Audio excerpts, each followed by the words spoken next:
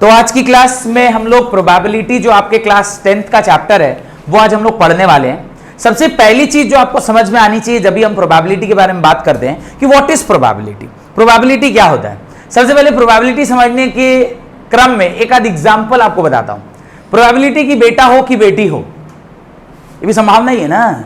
शादी किया और शादी के बाद जो किया वो छोड़ दीजिए, शादी के बाद जो प्रोबेबिलिटी है कि बेटा होगा कि बेटी होगी, ये भी तो एक संभावना ही है। क्या संभावना है? वेदर दो आउट प्रोडक्ट जो आ रहा है, आउटकम जो है वो क्या है, बेटा होने वाला है या फिर बेटी होने वाली है। अच्छा, इस तरह का जहां कहीं भी संभावना वर्ड जुड़ जाता है, अनसर्टेनिटी है, कई बार नहीं भी होता है और कई बार तो आजकल तीसरा ऑप्शन भी आ जा रहा है कि पता नहीं बेटा होगा बेटी होगी कि अदर्स, वो क्या बोलते हैं उसको, हाँ बोलने की जरूरत नहीं थी, पता है सबको अदर्स। ताली भी बजा दो खस खस के, थोड़ी होता है, बोल दिया पीयूष को बोल रहा है। तो इस तरह से जब कभी भी किसी भी इवेंट में एक से ज्यादा आउटकम्स की संभावना होती है, वहां पे हम उसे क्या कहते हैं, पॉसिबिलिटीज आ जाती। पॉसिबिलिटीज की ये इवेंट होगा या नहीं होगा, होना ना होना तो अलग बात है। कई बार होता है कि होगा, होने पर 3-4 ऑप्शन होते हैं, ये हो सकता है, ये हो सकता है, ये हो सकता है, ये हो सकता है। कई बार होते हैं कि होगा या नहीं होगा। जैसे कई हम बात करते हैं, अरे आज बारिश होगी कि नहीं होगी, ऐसे जब बात करते हैं कि बारिश होगी कि नहीं होगी तो क्या बोलते हैं, today it is most probable कि बारिश हो जाएगी। अभी क्या वो क्या कुछ गुलाब तूफान आ रहा है उड़ीसा के तट पे, आज का न्यूज़पेपर पढ़ा होगा आपने तो गुलाब इज द नेम नो। तो गुलाब तूफान उड़ीसा के तट से आज टकराने वाला है। अभी वो गुलाब तूफान टकराएगा तो पेपर में लिखा है पूर्वी सिंहभूम में बारिश होने की संभावना है, झारखंड प्रभावित रहेगा, ऐसे वर्ड सब लिख रहे हैं। ये नहीं कह रहा बारिश होगी, झारखंड प्रभावित रहेगा, पूरा सर्टेनिटी के साथ नहीं बोला जा रहा है, संभावना व्यक्त की जा रही है। ये जो वर्ड संभावना है, इसी को हिंदी में इंग्लिश में क्या बोलते हैं, प्रोबेबिलिटी बोलते हैं, या सर्टेनिटी ऑफ एन इवेंट और uncertainty of an event. Certainty मतलब किसी चीज के होने की संभावना, अनसर्टेनिटी मींस किसी चीज के न होने की संभावना। कुछ ऐसे इवेंट होते हैं जिसको जब हम परफॉर्म करते हैं, जैसे मैं बोलूं 5 रेड बॉल हैं और उसमें से 2 रेड बॉल निकालने की संभावना अगर आपसे पूछी जा रही है। एवरी टाइम एक बैग में अगर 5 रेड बॉल है और उसमें से मैं 2 रेड बॉल निकालना चाहता हूं, every time you will get the red ball only. ये क्या है, ये इसमें प्रोबेबिलिटी है। चलिए तुम 5 ही रेड बॉल डाले हो, उसमें से तुम 2 रेड बॉल निकालने की बात कर रहे हो, रेड बुल नहीं, रेड बॉल। ये लड़का रेड बुल के बारे में सोच रहा है जो रात में ले रहा है, इसका चेहरा देख के कह रहा है रेड बुल, नहीं रेड बॉल के बारे में कह रहे हैं। रेड बॉल जब आप वहां से क्या करते हैं, निकालते हैं, तो अभी इसमें अनसर्टेनिटी है, तो 100% सर्टेन इवेंट है। इस तरह से जब आप एक्सपेरिमेंट कोई परफॉर्म करते हैं, वहां पे 2 तरह के मुख्य एक्सपेरिमेंट होते हैं, एक होता है डिटर्मिनिस्टिक एक्सपेरिमेंट और एक होता है रैंडम एक्सपेरिमेंट। ऐसे एक्सपेरिमेंट जिसको जब आप परफॉर्म कर रहे हैं, every time when you are performing it the same result you are getting. बहुत सारे ऐसे इवेंट होते हैं जिसको बार बार आप परफॉर्म करते हो, आपको एक ही इवेंट, एक ही आंसर आ रहा है। जैसे कुछ एक ऐसा कोई टीवी का पर्टिकुलर चैनल लगा रहे हैं आपने 523 या 525, आज तक मैं तो टीवी देखता नहीं, कोई भी एक चैनल का नंबर बोलिए। टाटा स्काई में जी न्यूज कितने पे आता है, 8 स्टार प्लस पे 117 पे आता है। व्हेनेवर यू प्रेस 117, अभी आप जैसे 117 प्रेस कर रहे हैं, वो क्या स्टार प्लस आ रहा है, स्टार प्लस एक चैनल खुल के आ जाता है। इसमें अनसर्टेनिटी है। Every time when you will press 117, वो स्टार प्लस कौन सा चैनल, कौन सा डिश टीवी है, टाटा स्काई। टाटा स्काई में 117 पे आपको स्टार प्लस दिख जाएगा। यहां पे ये टाइप का एक्सपेरिमेंट जहां पे हर बार you are getting the same result is known as deterministic result, whereas deterministic experiment, whereas कुछ ऐसे एक्सपेरिमेंट होते हैं every time when you are doing that, performing that particular experiment, the results are different. अभी एक सिक्का उछाला, head आया, फिर उछाला, टेल आया, तो 2 बार उछाला, 2 बार अलग अलग रिजल्ट आए। Every time I am not getting the same result. ऐसा जब कभी भी होता है तो उसको क्या बोलते हैं, डिटर्मिनिस्टिक या प्रोबेबिलिस्टिक इवेंट। Got it. आपने एक डाइस फेंका, पहली बार 1 आया, दूसरी बार हो सकता है 6 आ जाए। 6 का मतलब वो नहीं जो तुम समझ रहे हो, 6 का मतलब वो जो लूडो में वो क्या बोलते हैं, गोटी को बाहर निकालने के लिए, वो दैट क्या उसको क्या बोलते हैं, दैट वो छोटे छोटे जो कलरफुल, उसको क्या इंग्लिश में क्या बोलते हैं? अबे डाइस तो उसको बोलते हैं जो छक्का रहता है, लूडो में जो छक्का रहता है, लेकिन वो गोटी को क्या बोलते हैं? ये कोई इंग्लिश पढ़ा हुआ नहीं है, इवन आई डोंट नो। तो वो गोटियों को बाहर निकालने के लिए आपको 6 चाहिए रहता है लूडो के खेल में, ये देखा होगा। तो अभी अगर जब आप वो एक्सपेरिमेंट परफॉर्म कर रहे हैं, आपने वो डाइस फेंका, you don't know what is the event, you know what all are the events, what are all the outcomes. आपको आउटकम्स के बारे में पता रहता है, या तो 1 आएगा, या 2 आएगा, या 3, या 4, या 5, या 6, बट यू डोंट नो कि इसमें से कौन सा आएगा। इस तरह के इवेंट वेयर यू नो कि प्रोबेबल आउटकम क्या है, पर exactly you don't know what will be the outcome, इस तरह के इवेंट को हम क्या बोलते हैं? डिटर्मिनिस्टिक इवेंट बोलते हैं, डिटर्मिनिस्टिक एक्सपेरिमेंट। हम लोग जो अपनी क्लास में पढ़ते हैं या हम लोग जो मैथमेटिकली सॉल्व करते हैं, it is all about deterministic experiment. हम कभी भी वो, और एक चीज और याद रखिएगा, नेचुरल जो इवेंट्स होते हैं, जैसे बच्चा होना, जैसे बारिश होना, इसकी संभावना जो हम निकालते हैं उसमें सर्टेनिटी का भी परसेंटेज होता है और अनसर्टेनिटी का भी परसेंटेज होता है। अनसर्टेनिटी का परसेंटेज इसलिए होता है, मान लीजिए किसी लेखक ने वो, चाहे जो ये जो विशेषज्ञ होते हैं, वेदर जो विशेषज्ञ होते हैं, स्पेशलिस्ट, वो बोला बारिश होगा, नहीं हुआ तो क्या मारिएगा उसको जाके? अरे बोला होगा, नहीं हुआ, प्रोबेबिलिटी था, बोला 90% चांसेस है बारिश होगी, नहीं हुआ तो तुम क्यों बोला हुआ, चले बेटा, उसको लगे पड़े मारने के लिए। You can not do that. तो वो वैसे इवेंट जो हमारे हाथ में नहीं है, which is beyond our control, बच्चा होना, बारिश होना, ऐसे इवेंट जो हमारे हाथ के कंट्रोल के बाहर है, इसमें बहुत ज्यादा प्रोबेबिलिटी का स्कीम नहीं बैठता है, हो सकता है। अभी आप बोल रहे हैं कि सपोज कोई गर्भवती महिला है, उसको बच्चा होने वाला है, बेटा होगा बेटी होगी, बच्चा खराब हो गया, लड़की कूद गई, जंप मार दी, बच्चा खराब हो जाता है कई बार। अच्छा बच्चा हुआ, मरा हुआ निकला, प्रोबेबिलिटी तो बोला था बेटा होगा, मरा हुआ कैसे निकल गया? You can not do that. No, जो चीज हमारे हाथ में नहीं है, नेचुरल इवेंट है, नेचुरल इवेंट में बहुत ज्यादा प्रोबेबिलिटी काम नहीं आती। पर द इवेंट जिसके बारे में मैं बोल रहा हूं, ये सिक्का उछालना, ताश खेलना, ये जो लूडो खेलना, इनमें प्रोबेबिलिटी का जो इवेंट है, जहां पे इवेंट के आउटकम सर्टेन है और साथ साथ हमें वो भी प्रोबेबिलिटी पता रहती कि इसमें से कौन सा इवेंट, माने कौन सा रिजल्ट जो है वो आ सकता है, और उसकी प्रोबेबिलिटी आप सर्टेनिटी के साथ कह सकते हैं कि इसके किसी एक चीज के आने की संभावना कितनी है। इस तरह के इवेंट को हम क्या कहते हैं? रैंडम और प्रोबेबिलिस्टिक एक्सपेरिमेंट कहते हैं। तो सबसे पहले प्रोबेबिलिटी का डेफिनेशन लिखिए। Probability is the uncertainty about what has happened or what is going to happen, what has happened or what is going to happen. Therefore we assign a numerical value to this degree of uncertainty. Therefore we assign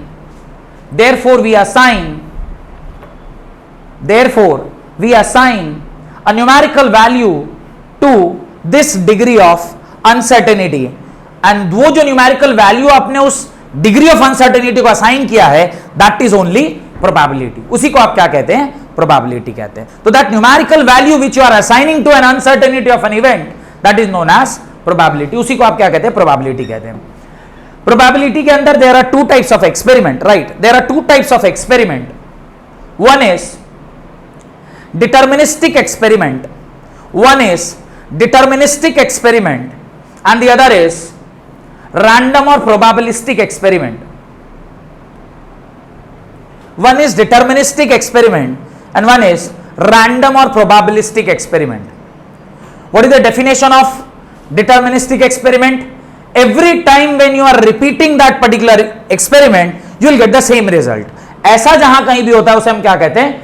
deterministic experiment कहते हैं। देखिए, those experiments which when repeated under identical situation, those experiments which when repeated under identical conditions produces the same result, or outcome, is known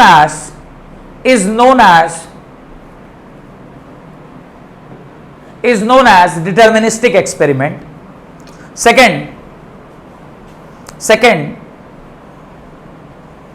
deterministic experiment का एक और example मैं दे सकता हूं आपको। जितने भी एक्सपेरिमेंट लैबोरेटरी में किए जाते हैं, every time when you are heating calcium carbonate, every time when you are heating calcium carbonate, आपको calcium oxide plus CO2 gas मिलता ही मिलता है। ये एक्सपेरिमेंट आपने, सपोज करिए मैं थोड़ी देर के लिए कहता हूं कि इसका 40 प्लस इसके 12 प्लस इसके, ये कितना होगा 40, 16 3 जा 48, इसको जोड़ा 100 gram. Every time when you heat 100 gram of calcium carbonate you will get 44 gram of carbon dioxide and calcium oxide की मात्रा क्या होगी 40 plus 16 no 40 plus 16 is 56 gram. ये इस तरह का इवेंट जब जब आप 100 ग्राम के कैल्शियम कार्बोनेट को हीट करेंगे, इट इज 100% श्योर कि आपको क्या मिलने वाला है 44 ग्राम ऑफ कार्बन डाइऑक्साइड मिलने वाला है। This is a deterministic experiment. Laboratories में किया गया, हर बार एक ही रिजल्ट आएगा, वेरिएशन रिजल्ट में बहुत कम देखने को मिलता है। कोई भी गाड़ी का जो माइलेज हम लोग निकालते हैं, माइलेज समझते हैं ना, 1 लीटर पेट्रोल में गाड़ी कितने दूर जाती है, that is called as mileage of that particular गाड़ी या व्हीकल। अब हमने कंडीशन पे उसको चेक किया होता है, आपको ही पता है, आइडियल कंडीशन पे चेक करते हैं, no air friction, no road का फ्रिक्शन, ये सारा वो जो आप देखे होंगे, जब भी कभी लिखता है 98 किलोमीटर्स इन 1 लीटर पर लीटर, 98 किलोमीटर में बड़ा सा स्टार दिया है। क्या है स्टार? 98 किलोमीटर पर लीटर अगर वो चल रहा है तो it is an ideal condition, जहां गाड़ी को हवा नहीं लग रही थी, जहां गाड़ी के नीचे जो सड़क जो रोड थी वो फ्रिक्शनलेस थी। उस कंडीशन में जब हमने निकाला तो 98 आया। जीवन में कभी आपको नहीं मिलेगा, असंभव। इंजन नई थी, ये सारे कंडीशन में एप्लीकेबल होते हैं। आपको जो मिलेगा ये 72-73 के आसपास मिलेगा, पर लिखा कितना रहता है 98, बिकॉज दिस इज आइडियल। तो अगर जिस कंडीशन पे इसने एक्सपेरिमेंट किया था उसी कंडीशन में every time when you will perform the experiment you will get the same result. इस तरह का जो एक्सपेरिमेंट होता है उसको क्या बोलते हैं? Deterministic experiment. Every time under the same condition in which the experiment was conducted, अगर आप उसी कंडीशन पे एक्सपेरिमेंट को कंडक्ट करेंगे you will get the same result. Such type of experiment is known as deterministic experiment. Second लिखें, random और probabilistic experiment. Random और probabilistic experiment. Random और प्रोबेबिलिस्टिक एक्सपेरिमेंट किसे कहते हैं? ऐसा एक्सपेरिमेंट जिसको करते वक्त you don't know, every time when you are performing that experiment you will get a different result. Dice आप फेंक रहे हैं, पहली बार कुछ आएगा, दूसरी बार कुछ आएगा, तीसरी बार कुछ, चौथी बार कुछ, मुझे पता है आउटकम क्या क्या होने वाला है, पर every time when you are throwing the dice the result is different. Such type of experiment is known as probabilistic experiment. तो लिखें, when experiment in science and engineering, when experiment in science and engineering are done, ये अभी मैं probabilistic का नहीं लिखा रहा, deterministic का एग्जाम्पल लिखवा रहा हूं, ठीक है? तो वहां एग्जाम्पल लिख लीजिएगा। व्हेनेवर एन एक्सपेरिमेंट ऑफ, ये एग्जाम्पल जो लिखे थे साइंस एंड इंजीनियरिंग का ही था ना, मैंने इंजीनियरिंग का एग्जाम्पल दिया वो 98 पर लीटर वाला, और ये साइंस का एग्जाम्पल केमिस्ट्री का। Whenever an experiment of science and engineering is done under identical condition we obtain same result, we obtain same result, we obtain same result। अब लिखें रैंडम या प्रोबेबिलिस्टिक एक्सपेरिमेंट। रैंडम या probabilistic experiment, right? when an experiment is repeated, when an experiment is repeated under identical condition, when an experiment is repeated under identical condition do not produces the same outcome every time, do not produces the same outcome every time, but the outcome in a trial, but the outcome in a trial do not produces the same outcome, but the outcome in a trial is one of the several possible outcomes, is one of the several possible outcomes, one of the several possible outcomes is known as random or probabilistic experiment, random or probabilistic experiment। तो आपको ये नहीं पता होती है कि क्या result आएगा, बट यू नो कि क्या क्या रिजल्ट आ सकते हैं ऐसे एक्सपेरिमेंट को आप क्या बोलते हैं? रैंडम या प्रोबेबिलिस्टिक एक्सपेरिमेंट। हम लोगों को जो 10th क्लास में पढ़ना है, we have to read about random और probabilistic experiments only. Science and engineering के एक्सपेरिमेंट्स हमें नहीं करने हैं। सब हेडिंग डाले, एलिमेंट्री इवेंट। एलिमेंट्री इवेंट, अब इवेंट क्या है? डाइस का फेंकना इज एन इवेंट, सिक्का का उछलना इज एन इवेंट। ये एक इवेंट हुआ। इवेंट जो है ना बेसिकली दो प्रकार के होते हैं, एक होता है एलिमेंट्री इवेंट, एक होता है कॉम्प्लेक्स इवेंट। कॉम्प्लेक्स इवेंट का एग्जांपल देता हूं तो एलिमेंट्री इवेंट आपको समझ में आ जाएगा। कॉम्प्लेक्स इवेंट में क्या होता है? Probability of one experiment is related to the outcome of other one, यानी एक एक्सपेरिमेंट का आउटकम सेकंड के आउटकम के ऊपर डिपेंड करता है। जैसे एक एग्जांपल देता हूं, मान लीजिए कोई एक कॉम्प्लेक्स सिचुएशन है जहां पे आपने एक बैग में 10 बॉल रखे हुए हैं। Every time when the red ball comes out the dice will be thrown, and every time when the black balls comes out the cards will be played. ऐसे कुछ इवेंट है। तो अभी जो सेकेंड इवेंट की प्रोबेबिलिटी है that is depending upon the probability of first event. इस तरह का जब दो इवेंट क्लब करके कहीं पर हम एक साथ देखते हैं that is called as complex event, जहां पे एक इवेंट की प्रोबेबिलिटी दूसरे इवेंट की प्रोबेबिलिटी को चेंज करती है। क्योंकि जब आप बॉल निकाल रहे होंगे तो उसकी probability red, black, blue, suppose 3 colour के बॉल हैं तो बॉल निकालने की संभावना, पढ़ाऊंगा कैसे निकालते हैं। लेकिन जब ब्लू बॉल निकलेगा तो फिर हो सकता है कोई एक अलग इवेंट हो, रेड बॉल निकलेगा तो कोई एक अलग इवेंट हो, ब्लैक बॉल निकलेगा तो कोई अलग इवेंट हो। इस तरह से जब दो इवेंट क्लब करके एक फाइनल रिजल्ट निकाला जाता है, इसको बोलते हैं कॉम्प्लेक्स इवेंट। वेयर एज हम लोग जो पढ़ रहे हैं या हम लोग को जो सिलेबस में पढ़ना है वो क्या है? Elementary event. आप बोलेंगे सर कॉम्प्लेक्स इवेंट कब पढ़ेंगे? सेम प्रोबेबिलिटी आपको अगर आपने मैथ्स लिया तो 11th में ही पढ़ाया जाएगा। तो 11th में जब आप पढ़ते हैं तो वहां पे जो प्रोबेबिलिटी का कॉन्सेप्ट आता है that is a complex event का कॉन्सेप्ट, जहां पे आपको कहता है कि एक बॉल निकाला और बॉल निकलने के बाद जब डाइस थ्रो किया गया तो उसकी संभावना क्या होगी। तो दो इवेंट क्लब कर दे, फिर उसके बहुत सारे प्रोबेबिलिटी के थ्योरम्स हैं जिसकी मदद से फाइनल प्रोबेबिलिटी निकाली जाती है। फिर वहां पे एक चैप्टर आता है परमुटेशन एंड कॉम्बिनेशन, फिर वो पीएनसी लगा के आपको आंसर तक पहुंचना पड़ता है। तो उस वाले पार्ट में हम लोग नहीं जाएंगे, but at least you must have an idea कि आपको इस साल क्या पढ़ना है और आगे चल के आपको क्या पढ़ाई करनी है। लेकिन elementary event, an outcome of random experiment, an outcome of random experiment is called an elementary event. An outcome of random experiment is called an elementary event. Example, tossing of a coin, example throwing of a dice, example picking a card from the pack of card, picking a card from a pack of card, throwing of the dice, tossing a coin.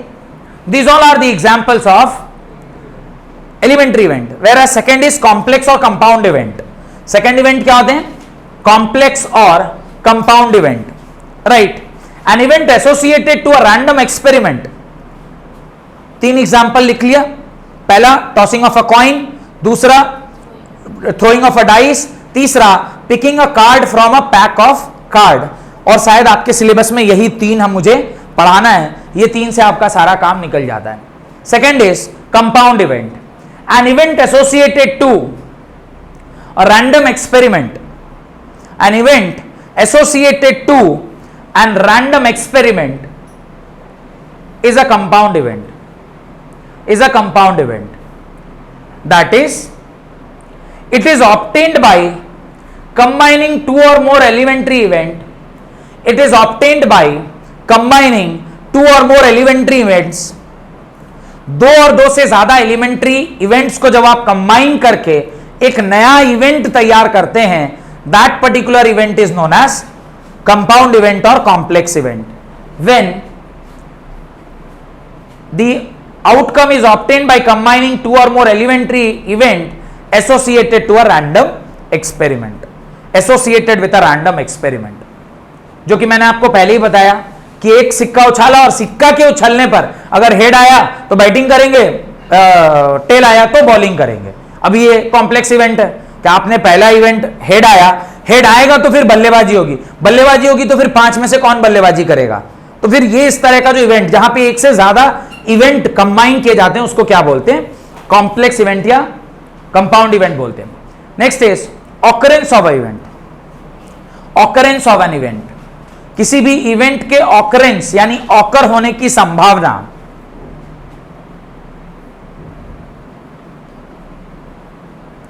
N event A associated with, an event A capital A associated with random experiment is said to occur if any one of the elementary event associated to the event A is an outcome।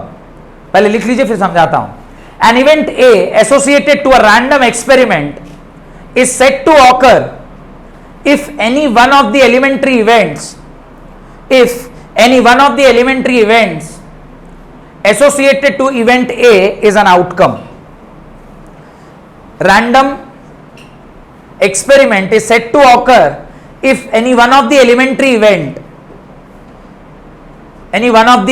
event associated to the event A is an outcome। इसका मतलब क्या है, किसी भी event के occur होने की संभावना, एक बैग है उसमें 9 बॉल हैं, 3 ब्लैक 3 ब्लू 3 रेड। आपसे कोई सवाल पूछे what is the probability of getting a yellow ball, असंभव। उसमें से येलो बॉल के निकलने, जहां साले येलो बॉल है ही नहीं, मैं येलो बॉल निकलेगा कैसे। तो उसकी संभावना जो हो ही नहीं सकता, एक महिला को गाय बच्चा हो जाए, संभव है, असंभव प्रक्रिया कि माने समझ रहे मैं क्या बोलना चाह रहा हूं। जो इवेंट पॉसिबल ही नहीं है, अगर वो इवेंट आप बोल रहे हैं तो संभव नहीं। तो ऑकरेंस ऑफ इवेंट मतलब अगर ए इवेंट ऑकर होने की जो संभावना आप कह रहे हैं उसमें से जो पॉसिबल आउटकम्स है वो प्रेजेंट रहना चाहिए। चले बॉल निकाल रहे हैं, ब्लू ब्लैक रेड है वहां पे, आप कह रहे हैं what is the find the probability of getting orange ball, you will not get orange ball there because there is no orange ball. तो इस तरह का जो इवेंट होता है उसमें ऑकरेंस नहीं होता। वेयरएज जहां पर जो आउटकम है वो ही अगर वहां पे प्रेजेंट है और उसी की आप संभावना पूछ रहे हैं तो उसका आउटकम आप वहां पे पा सकते हैं। तो इस हिसाब से आपको ये समझ में आ गया what is this. Next, favourable elementary outcome, favourable elementary event. Favourable elementary event पहले समझते हैं what is favourable elementary event. एक बैग है और उस बैग के अंदर कुल 10 बॉल्स हैं, कुल 10 बॉल्स हैं, 4 रेड 3 ग्रीन और 3 ब्लू।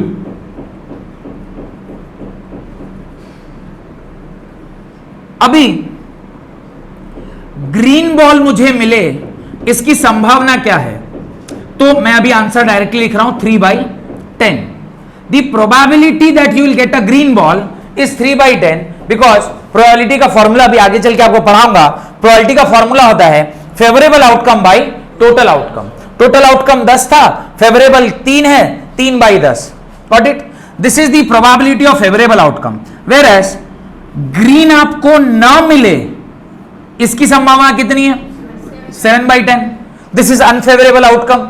तो फेवरेबल एलिमेंट्री इवेंट और अनफेवरेबल एलिमेंट्री इवेंट से जो आउटकम निकलता है, मेरे ख्याल से उसके बाद में आपको समझ में आ गया होगा। लिखें, an elementary event is said to be, an elementary event is said to be a favourable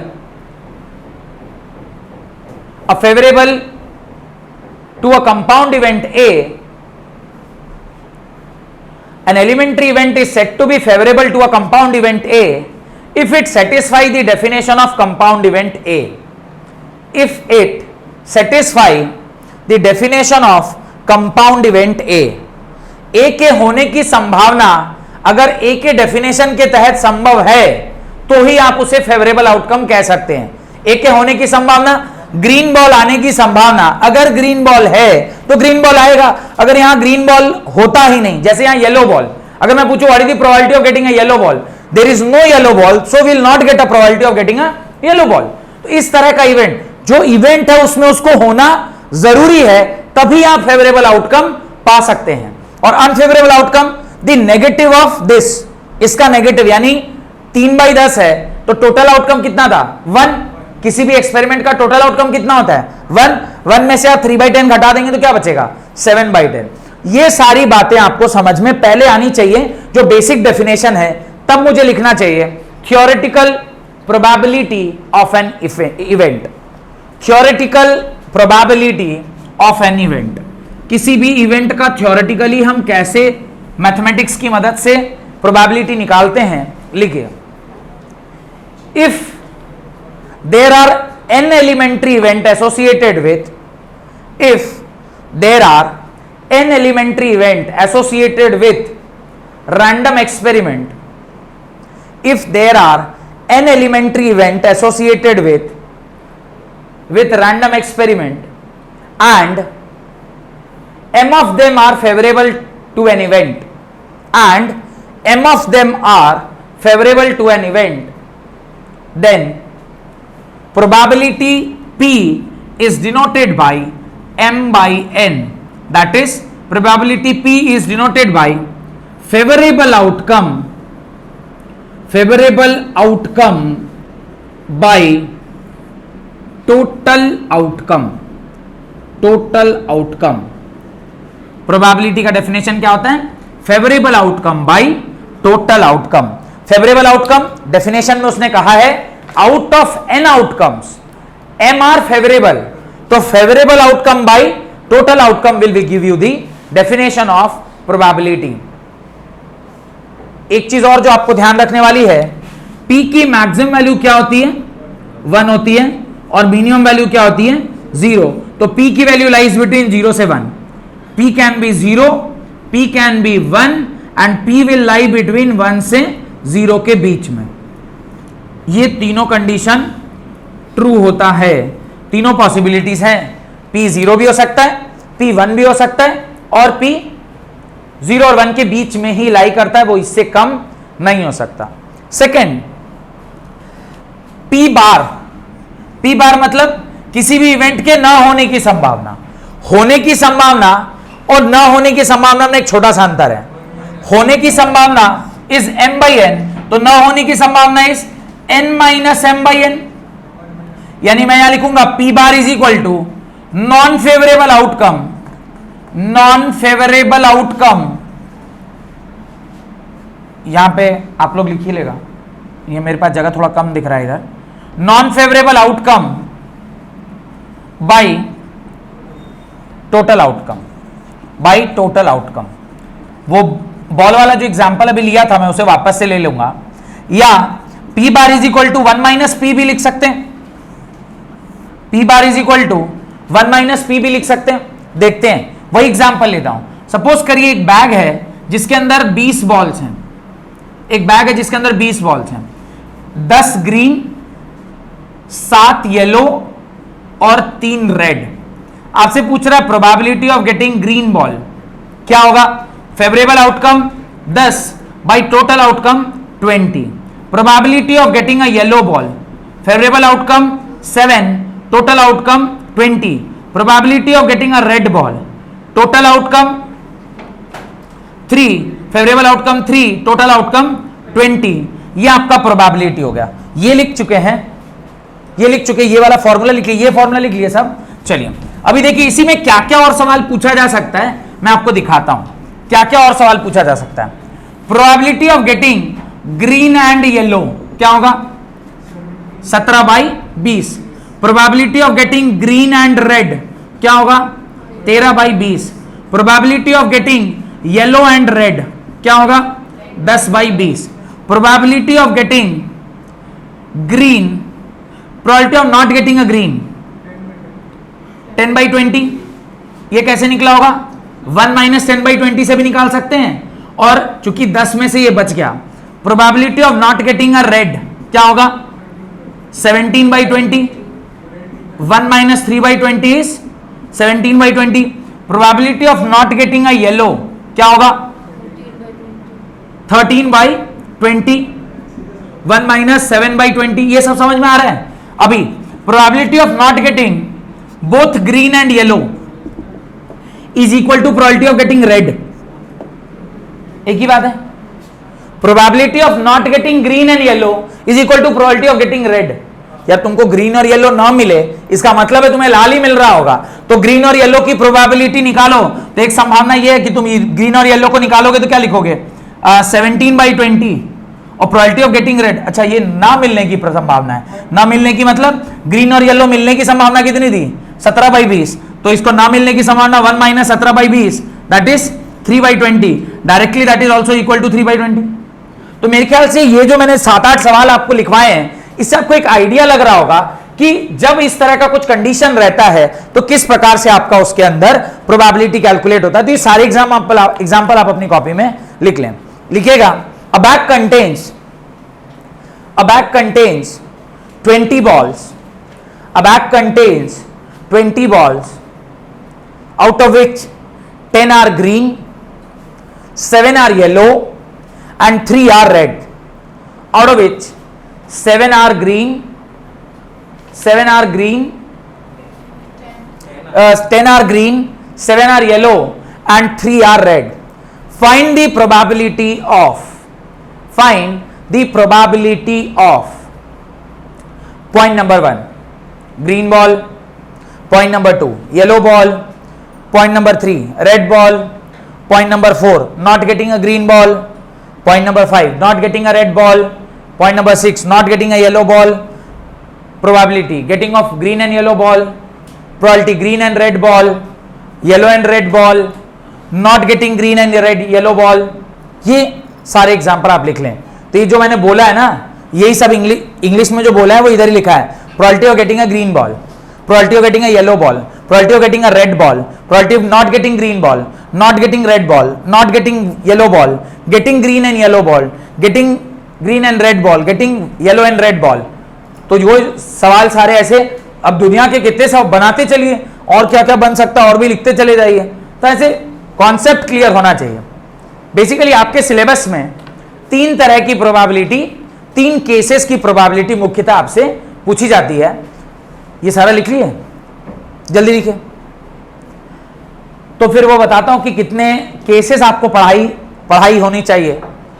पहला है टॉसिंग ऑफ अ कॉइन, दूसरा है थ्रोइंग ऑफ अ डाइस, और तीसरा है, पहला टॉसिंग ऑफ अ कॉइन, दूसरा थ्रोइंग ऑफ अ डाइस, तीसरा कार्ड, वो जो ताश का खेला। आज की क्लास में मैं तीनों का तीनों आपको पूर्णतः एंड टू एंड पढ़ा दूंगा।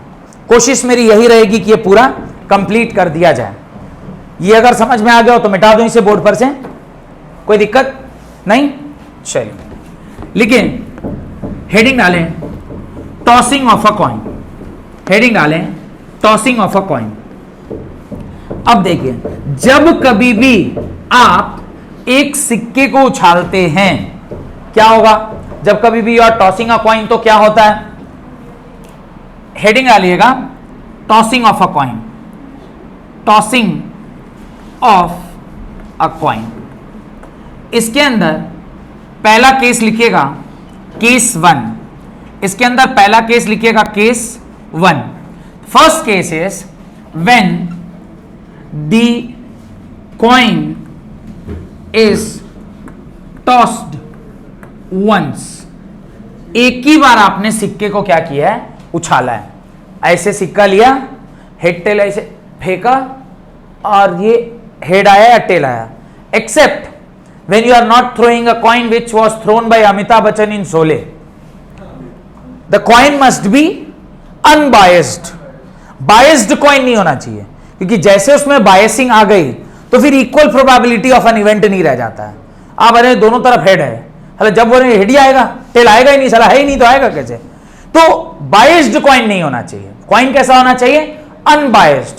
समझ में आ रहा है? तभी ये सारा कुछ जितना भी पढ़ा रहा हूं ये सब उधर ही तभी ट्रू है। अनबायस्ड का केस हम लोग नहीं पढ़ते, ऐसा नहीं पढ़ते, पढ़ते हैं। बायस्ड वाला केस भी पढ़ते हैं जब आप 12th में जाते हैं। कह रहा थी probability of getting head is 3/4 and probability of getting tail is 1/4। Question में दिया हुआ है, पहले बता रहा है इधर कोटिंग ज्यादा किया हुआ है तो इसलिए भारी है, वो ऑलवेज नीचे आएगा, तो जो नीचे आएगा उसका उल्टा वाले का प्रोबेबिलिटी ऑलवेज ज्यादा होगा। ऐसे अगर क्वेश्चन में बोल दे तो वो अभी आपको नहीं आता। वो कब आता है? 11th क्लास में आता है, जहां पे वो खुद ही बताएगा कि the coin is not unbiased, the coin is biased in nature. और आप उछालेंगे तो उसकी संभावना अलग है। वो कब यूज करते हैं? जब एक से ज्यादा इवेंट होगा। फेंकेंगे, हेड आने की संभावना 1/4, टेल आने की संभावना 3/4। अब ये टेल आएगा तो ये इवेंट होगा, हेड आएगा तो वो इवेंट होगा, कॉम्बिनेशन ऑफ इवेंट में फिर वो वाला कॉन्सेप्ट चलता है। हम लोग जो मान के चल रहे हैं वो कौन सा इवेंट है? The coin is unbiased, unbiased coin है।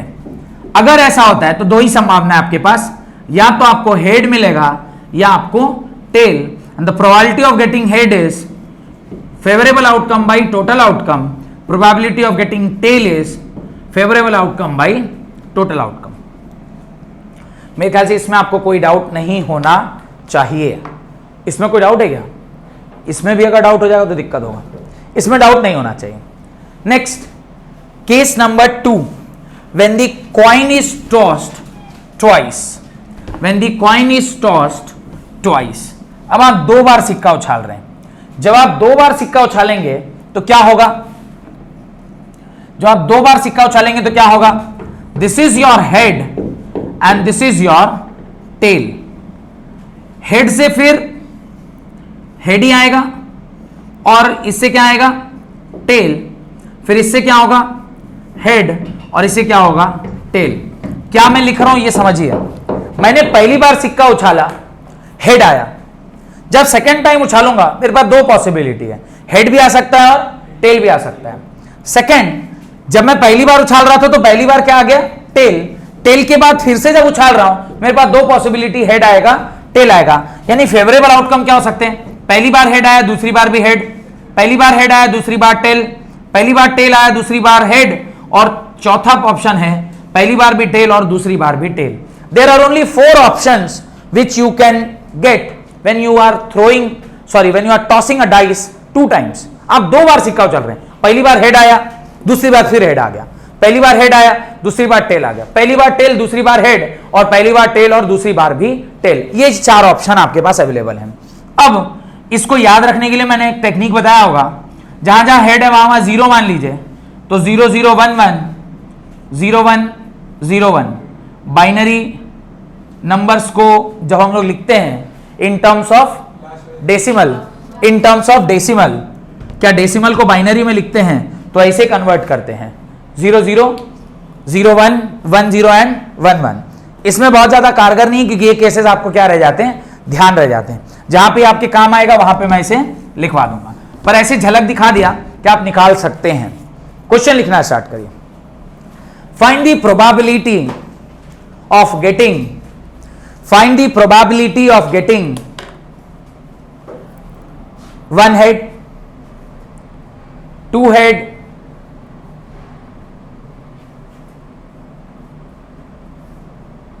1 tail, 2 tail, at least 1 head, at least 2 head,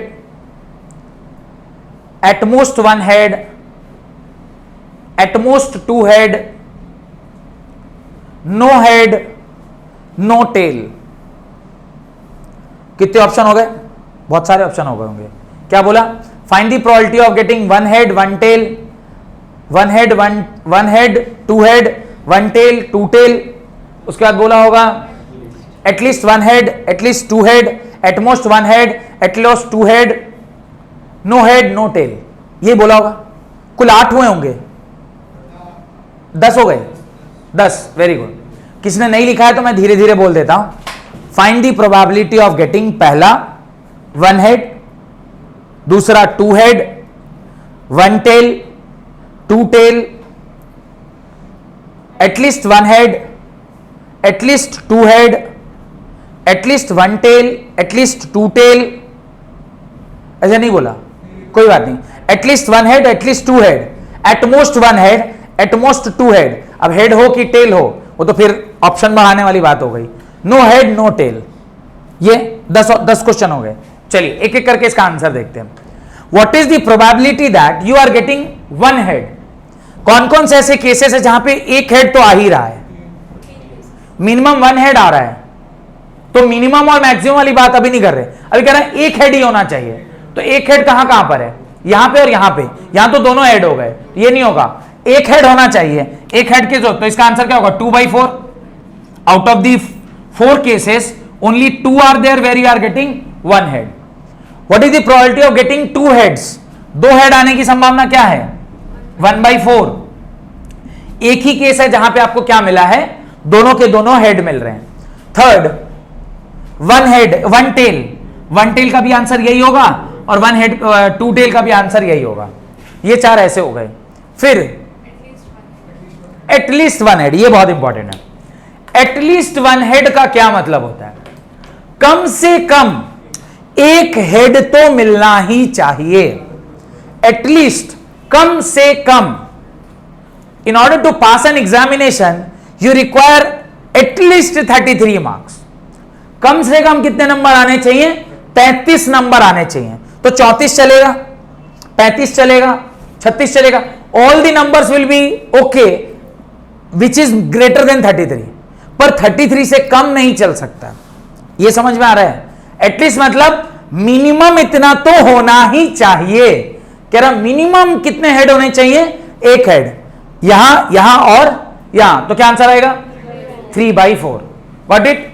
second, at least 2 head, कम से कम 2 हेड। 3 हेड चलेगा पर उससे कम नहीं चलेगा। तो एक ही ऐसा ऑप्शन है जहां पे आपको, तो 1/4 will be your answer.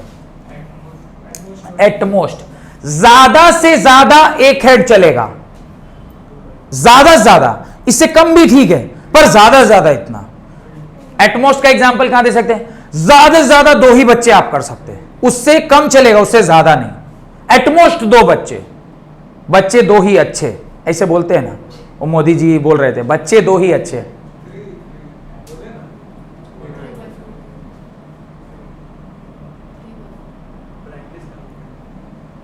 Option क्या देगा? आंसर क्या आएगा? 3/4। देखिए कैसे 3/4 आएगा। एटमोस्ट, एटमोस्ट मतलब ज्यादा से ज्यादा एक हेड। सॉरी, आंसर आपका 3/4 आएगा, पर this will not be the answer, this will be answer. क्यों? 3/4 मतलब ज्यादा से ज्यादा एक हेड होना चाहिए। नहीं भी होगा तो चलेगा, पर ज्यादा से ज्यादा होना चाहिए एक। नहीं भी होगा तो चलेगा।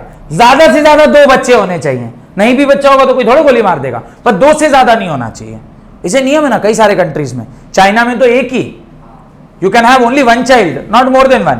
तो एटमोस्ट 1 बच्चा, नहीं बच्चा कीजिए ज्यादा अच्छा है, पर एटमोस्ट एक बच्चा। तो ऐसे ही at most 1 head, minimum sorry maximum एक हेड होना चाहिए। नहीं भी होगा तो चलेगा। तो 3/4 will be the answer. Next क्या कह रहा? At most 2 head. एटमोस्ट 2 हेड का क्या मतलब है? What is the meaning of at most 2 head? At most 2 head का क्या मतलब है? ज्यादा से ज्यादा 2 होने चाहिए। तो यहां ज्यादा से ज्यादा 2 है, एक भी चलेगा, 0 भी चलेगा। Answer will be 4/4। Answer will be 4/4। तो ये मेरे ख्याल से एटलीस्ट और एटमोस्ट का केस आपको समझ में आ गया होगा। देन 2 ऑप्शन और दिए गए हैं। नो हेड, एक भी हेड ना हो, एक भी हेड ना हो, 1/4। नो टेल, एक भी टेल ना हो, दैट इज 1/4। इस प्रकार से केस 2 जो था आपका, that is when the coin is twice, ये आपको समझ में आ गया होगा। केस 3, राइट, केस 3, केस 3 लिखें।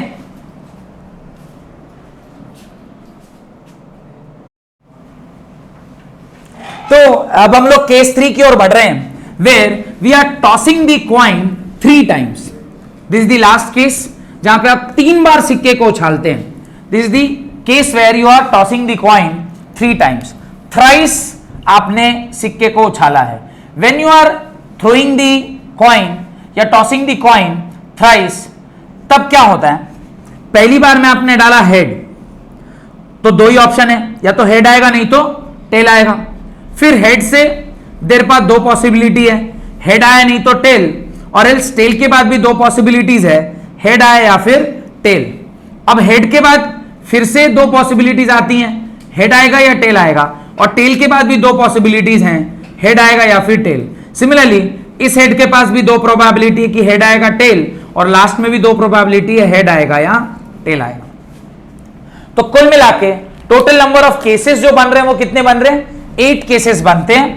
पहला आता है हेड हेड हेड, दूसरा आता है हेड हेड टेल, तीसरा आता है हेड टेल हेड, चौथा आता है head tail tail, next is tail head head, then is tail head tail, then is tail tail head and the final is tail tail tell.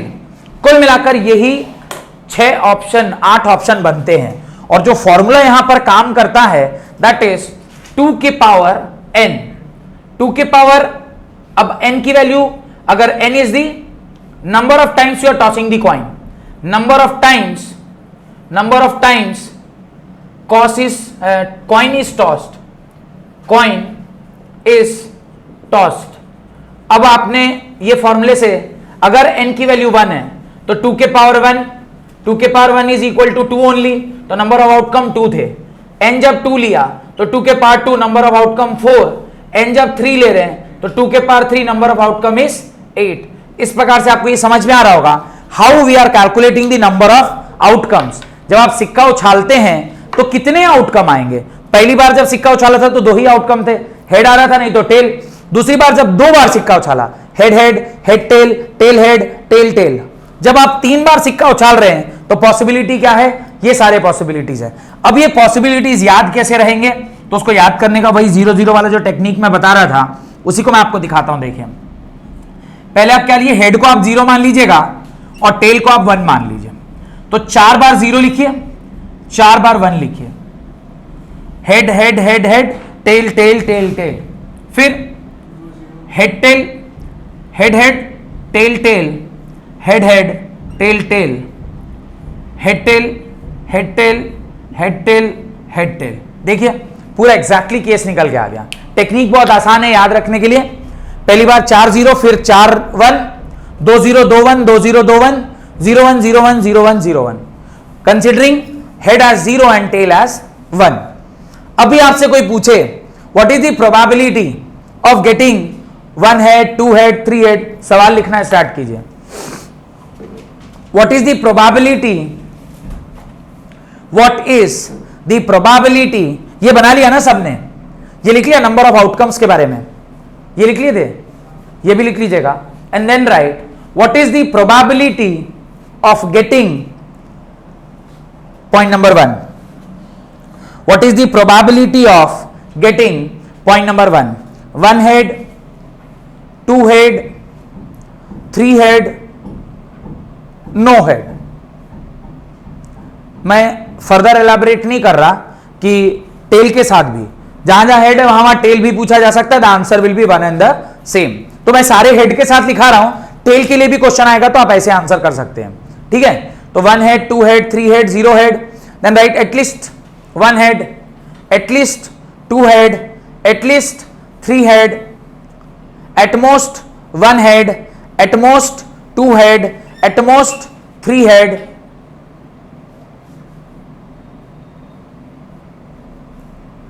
consecutive 2 heads, next consecutive 2 heads, alternately 2 heads, centrally head, consecutive 2 heads, alternatively 2 heads, centrally head. कितने हो गए? 10-12 तो हो ही गए होंगे, 13। चलिए इसको solve कीजिए, चलिए इसको सॉल्व करते हैं। अच्छा 13 13 26 हो गया क्योंकि मैंने सारा हेड का दिया है, ऐसे ही टेल के भी 13 हो जाएंगे तो 26। इसके बाहर आपको जिंदगी में कुछ भी नहीं पूछा जा सकता है।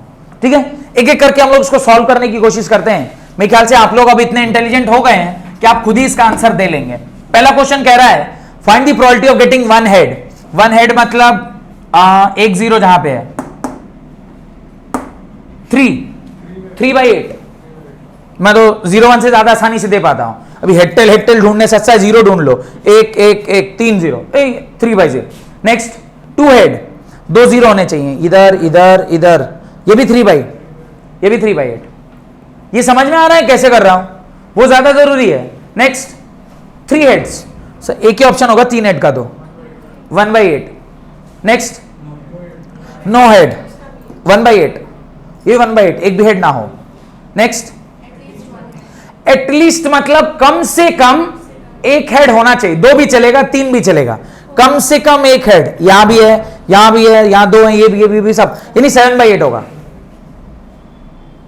अच्छा इसमें मैंने एक भी सवाल नॉट गेटिंग हेड ऐसा वाला नहीं दिया है, तो अगर नॉट भी आएगा तो कर लेंगे ना। अब तो लॉजिक क्लियर होना चाहिए, बाकी क्वेश्चन तो 100 बनाए जा सकते हैं।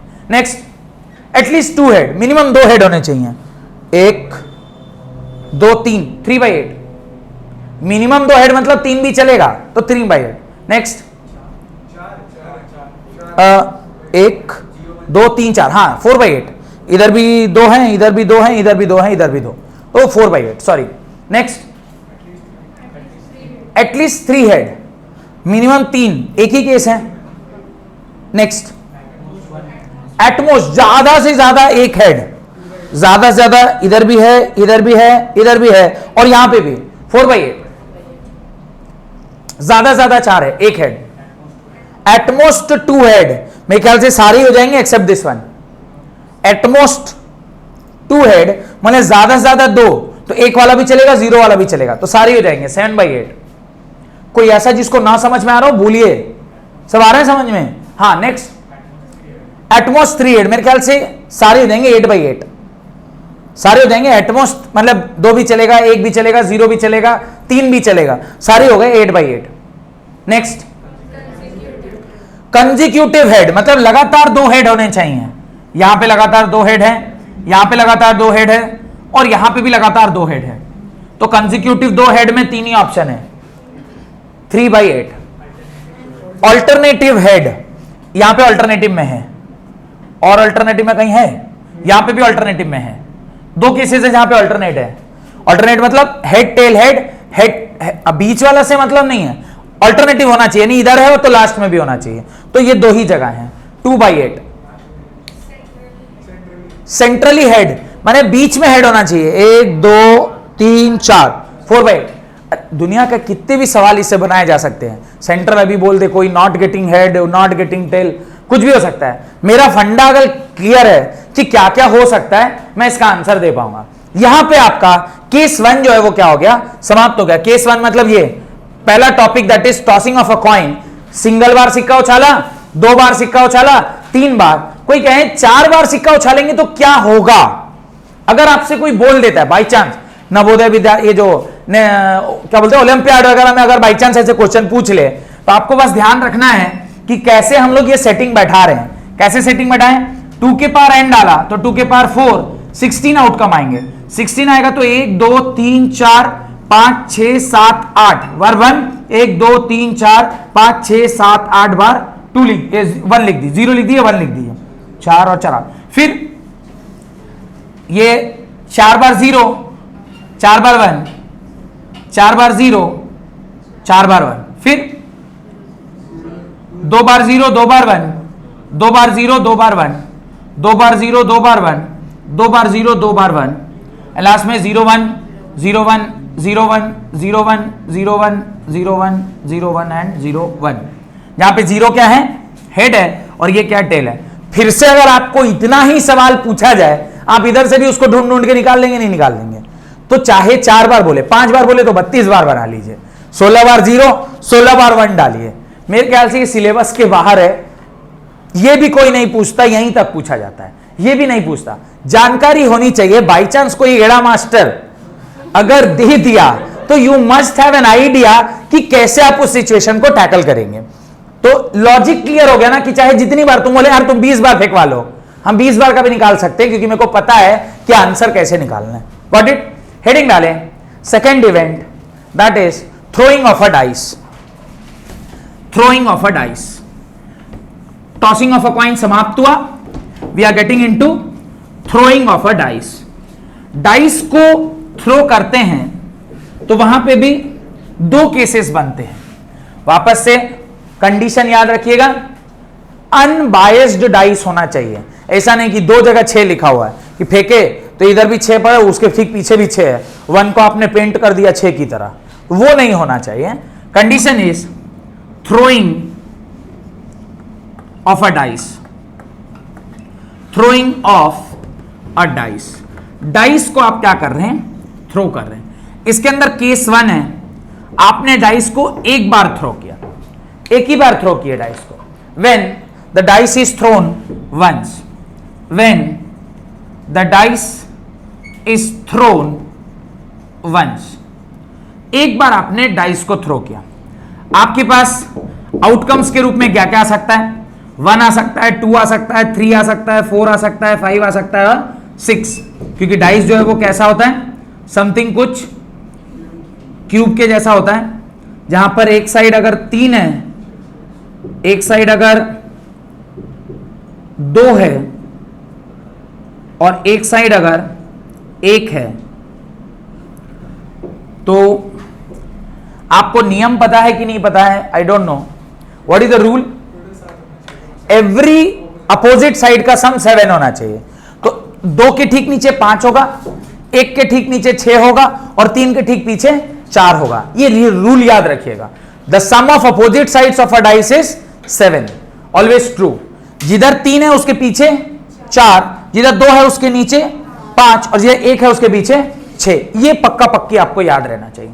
अगर ये आपको ध्यान है, मैं बोलूं फाइंड द प्रोबेबिलिटी ऑफ, बोलूं मतलब लिखिए, find the probability of getting any one of the digit written here, either 1 or 2 or 3 or 4 or 5 or 6, any one. Find the probability of getting one digit, any one digit. पहला. Second, find the probability of पहला getting one digit. दूसरा getting a even number. तीसरा getting an odd number.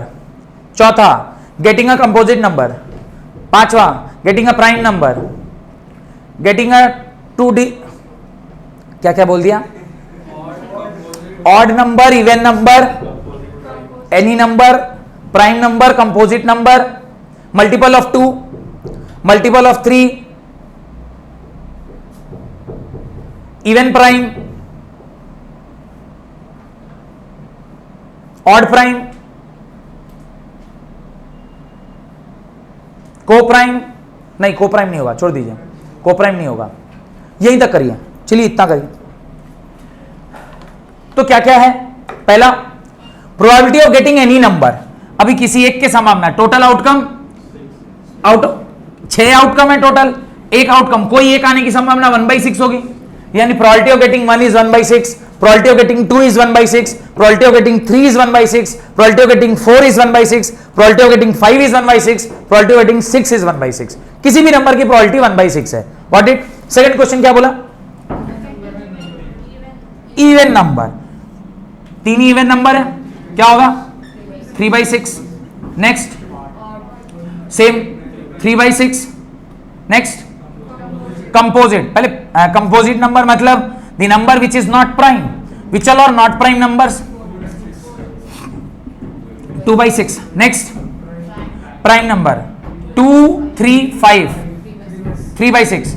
किसने कहा sir 1 नहीं ले रहे आप? 1 is neither prime nor composite. ये सब कुछ लाइनें याद रखिएगा एग्जाम के लिए, पता नहीं एग्जाम में ध्यान ही नहीं रहा। Next what is multiple of 2। Next even prime, दुनिया में सिर्फ एक ही नंबर होता है जो इवन प्राइम है, दैट इज 2, याद रखिएगा। Only even prime is 2, that is 1/6। Next odd prime, 3 is a prime, 5 is a prime, 2/6। Next खत्म। समझ में आ रहा है सवाल कैसे फ्रेम किया जा सकता है इसके ऊपर? सिंगल डाइस में तो ऐसे ही किया जा सकता है, डबल डाइस का देखते हैं। तो फर्स्ट डाइस में कोई दिक्कत? स्कूल वाले टीचर आपको ना बस यही बीट बढ़ा के छोड़ देंगे। स्कूल का टीचर आपको बस ये बढ़ाएगा व्हाट इज द प्रोबेबिलिटी, ताले probability of getting one any number is 1/6। बोले इतना से खुश रहो, इससे ज्यादा जानने का जरूरत नहीं है। पर these all types of question और भी बहुत सारे बनाए जा सकते हैं, सोचना पड़ेगा। मल्टीपल ऑफ 5, नो डिविजिबिलिटी, कुछ भी बना सकता है, कुछ भी मतलब एनीथिंग। नंबर है, कोई भी नंबर के साथ तो कोई भी नंबर सिस्टम का खेला खेला जा सकता है। Next, when the dice is throne twice, when the dice is throne twice, case 2 है जब आप 2 बार सिक्के को क्या कर रहे हैं, सॉरी डाइस को क्या कर रहे हैं? थ्रो कर रहे हैं। When the dice is throne twice, 2 बारी आपने क्या किया? डाइस को थ्रो किया। अब जरा सोचिए, पहले इवेंट को तैयार करते हैं, then will think about the probabilities. क्या हो सकता है? आपने एक बार ऐसे लूडो को झनकाया, झंझोरा या शेक किया, ऐसे डाला, सपोज करिए 6 आ गया, तो यू आर एलिजिबल टू 1, एक बार और आपको फेंकने का वो चांस मिलता है ना। फिर आप दोबारा फेंके फिर 3 आ गया, तो आप 1 से अपना गोटी निकाले और 3 घर आगे बढ़ा दिए। ऐसे लूडो में खेलते हैं। यहां पे लूडो नहीं खेलना है, यहां पे उसकी प्रोबेबिलिटी पता करनी है। तो क्या क्या केसेस बन सकते हैं? तो ऐसा हो सकता है 1 आया, 1 के बाद फिर अगले चांस में 1 आ गया, 2 आ गया, 3 आ गया, 4 आ गया, 5 आ गया, 6 आ गया। फिर पहले बार 2 आया, फिर भी सेकंड टाइम क्या क्या पॉसिबिलिटीज है? 1 आ सकता है, 2 आ सकता है, 3 आ सकता है, 4 आ सकता है, 5 है, 3 आया, फिर 1 2 3 4 आया, फिर 1 2 3 5, फिर 1 2 6, फिर 1 2, ऐसे कितने केस हो गए? 36 टोटल। केस कितने हो गए? 36। देखिए उसको लिखते कैसे हैं। पहले पर 1 आया, फिर दूसरे पर भी 1 आ गया। पहले पे 1 आया, फिर दूसरे पे 2 आया। पहले पे 1 आया, फिर दूसरे पे 3। पहले पे 1 आया, फिर दूसरे पे 4। पहले पे 1 आया, फिर दूसरे पे 5। पहले पे 1 आया, फिर दूसरे पे 6। पहला, फिर पहले पे 2 आया, फिर दूसरे पे 1। पहले पे 2 आया, दूसरे पर 2। पहले पे 2 आया, दूसरे पर 3। पहले पे 2 आया, दूसरे पर 4। पहले 2 आया, दूसरे पर 5। पहले 2 आया, दूसरे पर 6।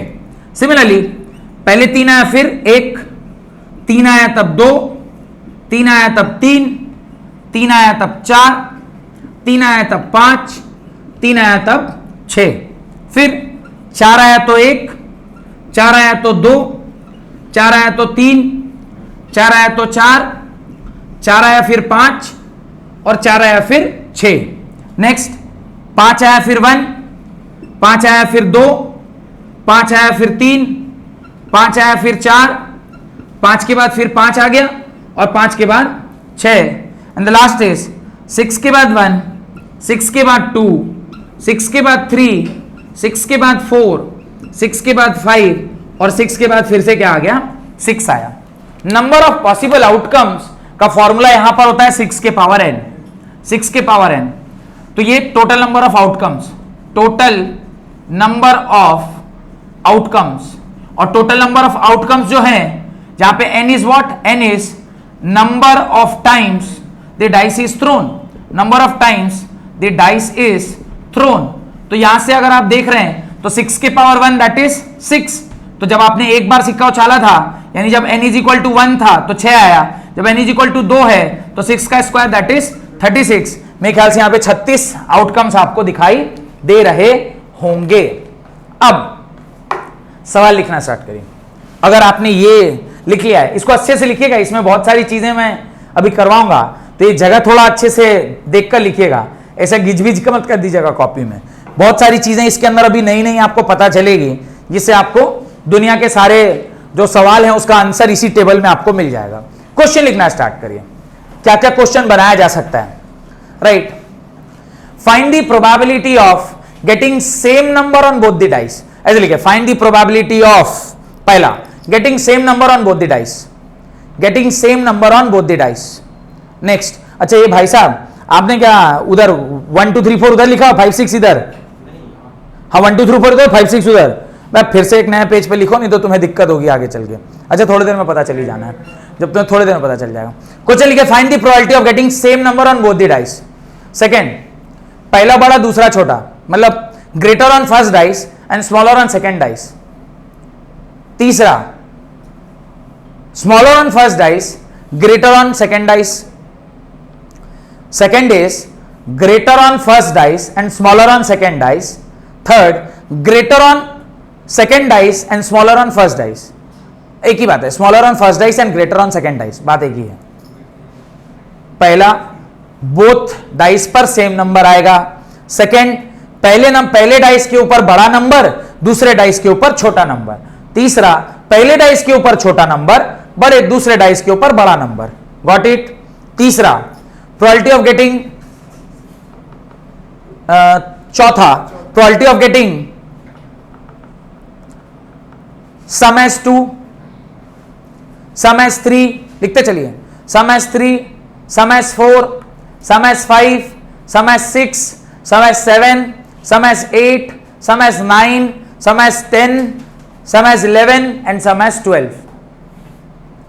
Sum as 2, sum as 3, sum as 4, sum as 5, sum as 6, sum as 7, sum as 8, sum as 9, sum as 10, sum as 11, sum as 12। ये हो गया। Difference as 1, difference as 2, difference as 6, sorry 1 2 3, difference as 4, difference as 5 and difference as 0. Difference as 0. Got it? Both prime numbers, both even number, both odd number. सवाल के type से आपको ये समझ में आ रहा होगा कि दुनिया का कुछ भी सवाल यहां पे बनाया जा सकता है। तो अब ये सारा जो मैं सवाल बोल रहा हूं, मैं और भी कितने देरी तक बोल सकता हूं। अभी कंपोजिट नंबर आएगा, को प्राइम नंबर आएगा, ट्विन प्राइम नंबर आएगा। नंबर है, नंबर के साथ तो 1 लाख सवाल बनाया जा सकता है। तो उसमें ना पढ़ के मैं आपको एक टेक्निक सिखा देता हूं कि हम कैसे सवाल इतनी आसानी से बना पा रहे हैं और इसका सॉल्यूशन आप उतनी आसानी से कैसे बना पाएंगे। जैसे मान लीजिए पहला ही कोई क्वेश्चन दिया है, find the probability of getting same on both the number. ये सबसे आसान सवाल होता है जो आपको पता रहता है। क्यों?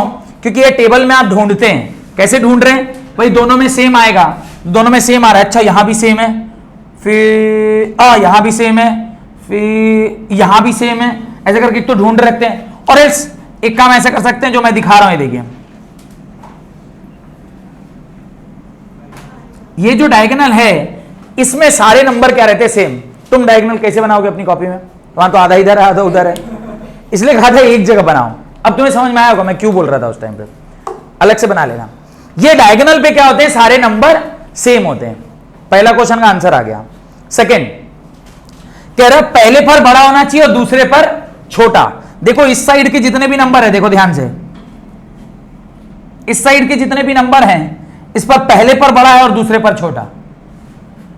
तो ये कितने होंगे? टोटल होते हैं 36। 36 में से 6 घटा दो, बच गया 30। 15 इधर 15 उधर। वो फिल्म देखा है ना आपने, शोले में जब अमिताभ बच्चन और धर्मेंद्र खड़े रहते हैं तो जो जेलर है कहता है आधे इधर जाओ आधे इधर जाओ बाकी मेरे पीछे आओ। तो 6 ही रहते थे, 3 उधर और इधर अकेले, बोले कोई आ नहीं रहा मेरे पीछे। तो वो बीच में जेलर है, आधे इधर जाओ आधे उधर जाओ। तो कुल मिलाकर ये इधर भी कितने होंगे? 30। तो थर्ड जो बिट है दैट इज पहले पर छोटा और सेकंड पर बड़ा, मेरे ख्याल से वो भी आंसर यहां से आपका निकल के आ जाएगा। तो क्या आंसर होगा? पहले क्वेश्चन का 6/36, सेकंड क्वेश्चन का 15/36 एंड थर्ड क्वेश्चन का 15/36। होप कि ये समझ में आया। अब थर्ड क्या बोला उसके बाद बोलिए? सम एज 2। ध्यान से देखिए, ये वाली लाइन जो होती है ना इसका सम 2 होता है, ये वाली लाइन जो होती है इसका सम 3, ये वाली लाइन का सम 4, ये वाली लाइन का सम 5, ये वाली लाइन का सम 6, ये वाली लाइन का सम 7, ये वाली लाइन का सम 8, ये वाली लाइन का सम 9, ये वाली लाइन का सम 10, ये वाली लाइन का सम 11 और ये वाली लाइन का सम 12। बस गिनते चलिए और फटाफट आंसर लिखते चले जाइए। क्या ये सब टफ है? वो पता होना चाहिए कैसे ढूंढते हैं। बस ये ढूंढना कोई सिखा दे तो ये आंसर निकालना। आप क्या कोई बोले what is the sum of 3 sum आएगा, 2 ही है तो 2/36। 5 आए 1 2 3 4 4/36, गिनती करते रहिए आंसर लिखते जाइए। Got it? अब क्या बोला? नेक्स्ट क्या बोला? Difference is 1। डिफरेंस के लिए क्या करते हैं? यहां से देखिए, इन दोनों का डिफरेंस होता है 5, इन दोनों का डिफरेंस होता है 4, इन दोनों का डिफरेंस होता है 3, इन दोनों का डिफरेंस होता है 2, इन दोनों का डिफरेंस होता है 1 और इनका डिफरेंस होता है 0। इसके ऊपर चूंकि नंबर जो है वो पहले छोटा है बाद में बड़ा, तो इनका डिफरेंस नेगेटिव में आएगा। बाई चांस अगर कोई बुद्धिमान आदमी नेगेटिव पे क्वेश्चन पूछेगा तो इधर भी ऐसे लाइन खींचते चले जाइएगा, आंसर आधा चले जाएगा। ऑब्वियसली 5 से स्टार्ट करके 0 पे गए हैं तो -1 -2 -3 -4 -5 ऐसे इधर भी 5 आएगा। पर जनरली आज तक रेलवे की परीक्षा हो, एसएससी की परीक्षा हो, दुनिया की कोई भी परीक्षा जो मैंने देखी है, तो नेगेटिव के ऊपर प्रोबेबिलिटी नहीं पूछा जाता है, इसलिए नहीं आ सकता। हाँ, एक टाइप ऑफ क्वेश्चन मैं भूल गया जो आप लिख सकते हैं, उसके आगे लिखिए find the probability of getting, वो तो लिखा ही हुआ है ऊपर में, सिर्फ बिट लिख लीजिएगा, number greater than 10, number less than, माने sum of the numbers greater than 10, sum of the numbers less than 5, next sum of the number less than 5। Just एक टाइप बोल रहा हूं, कुछ भी नंबर दिया जा सकता है। 10 से बड़ा देखिए 10 कहां पर है, इधर 10 से बड़ा कितना है, 1 2 और 3, तो आंसर होगा 3/36। एक और क्या बोला, लेस देन 5, 5 का नंबर यहां है, 5 से छोटा तो इधर। और एक क्या लिखिए, number greater than equal to 10, number greater than equal to 10, number less than equal to 5, sum of the numbers greater than equal to 10, sum of numbers less than equal to 5। अब जब मैं लेस देन इक्वल टू बोल रहा हूं तो ये भी क्या हो जाएगा, इंक्लूड हो जाएगा। मैं क्या बोल रहा हूं समझ में आ रहा है कि ये वाली लाइन भी क्या हो गई, इंक्लूड हो गई। ये 10 1 2 3 4 5 6, 6/36, number greater than equal to 10, sum of the numbers greater than equal to 10, तो ग्रेटर देन इक्वल टू यानी इक्वल भी लेना है और उससे बड़ा भी लेना है। समझ में आ रहा है? इस तरह के कोई भी सवाल जो आपसे पूछे जाएंगे आप निकाल पाएंगे। और कुछ बिट दिया हुआ है, डिफरेंस हो गया, बोथ प्राइम ढूंढना पड़ता है, वो दोनों पर प्राइम ढूंढना पड़ेगा, तो पूरे टेबल को आपको ढूंढ के निकालना होगा कि दोनों पर प्राइम कहां पर है। नेक्स्ट, बोथ इवन निकालना पड़ेगा, दोनों पे इवन कहां है। नेक्स्ट, बोथ ऑड निकालना पड़ेगा। पहला मल्टीपल ऑफ 2, 2 and 2 का मल्टीपल 2 4, 2 2, 2 6, मल्टीपल। कुछ भी दुनिया का सवाल बनाया जा सकता है, अगर मेरे को पता है कि इसमें से ढूंढना कैसे है, मैं ढूंढ के उसका आंसर दे लूंगा। होप आपके स्कूल में तो खैर आपको खाली बताएगा कि ऐसे टेबल एक होता है जिससे प्रोबेबिलिटी का सवाल पूछा जाता है। व्हाट इट, यहां तक कोई डाउट? अगर यहां तक कोई डाउट नहीं है तो will move to the last part of this probability, जो कि थर्ड केस है, दी ताश के पत्ते, जिसको डेक ऑफ कार्ड्स या पैक ऑफ कार्ड बोलते हैं। लास्ट हेडिंग डालिए आज की क्लास का, पैक ऑफ कार्ड। कोई डाउट है तो अभी भी पूछ सकते हैं। ये टेबल जरूर अपनी कॉपी में बना लीजिएगा कि ये जो मैंने ब्लैक से बनाया है सारा सम है, इधर जो रेड से आया हुआ है सारा डिफरेंस है, ये बीच वाला सेम नंबर है। समझ रहे हैं ना? ये टेबल का ज्ञान होना बहुत जरूरी है। वंस ये टेबल का ज्ञान आपको ठीक से हो गया तो प्रोबेबिलिटी का कोई भी सवाल ऐसा नहीं है ये इधर वाला ट्रायंगल पहले में छोटा बाद में बड़ा, इधर पहले बड़ छोटा, ये दोनों ट्रायंगल, ये सब क्लियर है।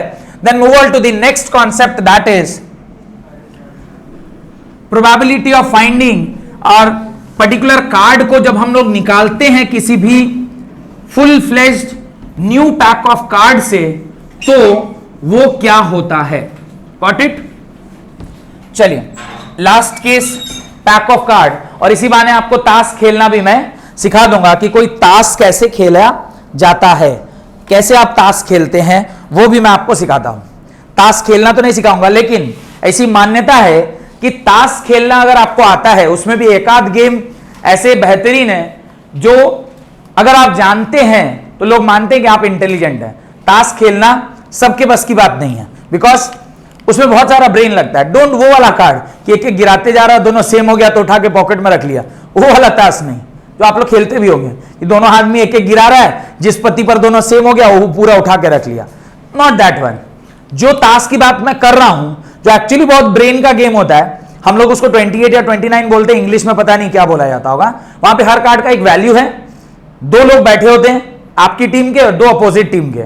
आपके हाथ में 8 पत्ता होता है, सामने वाले के 8 होता है, 8 8 16 हमारे हाथ में, 8 8 16 ओपोनेंट के हाथ में। आउट ऑफ 8 4 जा 32, 8 मेरा 8 उनका, 8 इधर इधर, 8 4 जा 32। You only know 8 cards. आपको अपने कार्ड को देखकर बाकी 3 कार्ड, 3 लोग जो बैठे हुए हैं उनके कार्ड चलने के पैटर्न को देखकर यू हैव टू थिंक कि इसके पास कौन सा कार्ड होगा, उनके पास कौन सा कार्ड होगा और इसके पास कौन सा कार्ड होगा, and then you have to play the game. कितना दिमाग का खेल होगा, जहां पर कोई सोचना है कि चूंकि अभी वो ये फेंका, इसका मतलब क्या क्या हो सकता है, कि इसके पास और क्या क्या कार्ड है। जो खेल खेला हुआ होगा ये वाला, उसको पूरे अच्छे से समझ में आ रहा होगा कि मैं क्या बोल रहा हूं। ये खेल और खेल के जीतना वही कर सकता है जो ब्रेनी है। आप देखे होंगे बिहार में खास करके छोटे से छोटे बच्चे को ही खेला आता है। क्यों? उसके दादा चाचा लोग दिन भर यही काम कर रहे हैं, ताश पीट रहे, खेल रहे, तो इनको अलग से ट्रेनिंग नहीं है। आपको ताश का पत्ता देखा भी होगा कि नहीं आपको डाउट है, पर दे पूरा ऐसा गड्डी फड़फड़ा के मिलाएगा, आप तो देखते रह जाएंगे, गर्र कर्र कर्र, इधर लगाया इधर लगाया, हाँ अब बांट दिया, आप नहीं कर पाएंगे, आप देखते रहे। साला 8 साल का बच्चा देखिए इसको कितना टैलेंट है, बिकॉज वो लोग सुबह शाम रात वही देख रहा है, उसका चच्चा दादा यही कर ही रहा है, समझ में आ रहा है। तो इस प्रकार से बहुत ब्रेन का गेम होता है। खैर ब्रेन का गेम तो नहीं सिखा सकता, पर उस पर्टिकुलर गेम में जो पत्ते हैं उनका पहचान और उस पर प्रोबेबिलिटी के क्वेश्चंस कैसे पूछे जाते हैं, ये जरूर मैं आज की क्लास में आपको सिखाऊंगा। देखिए टोटल जो कार्ड्स होते हैं वो कुल 52।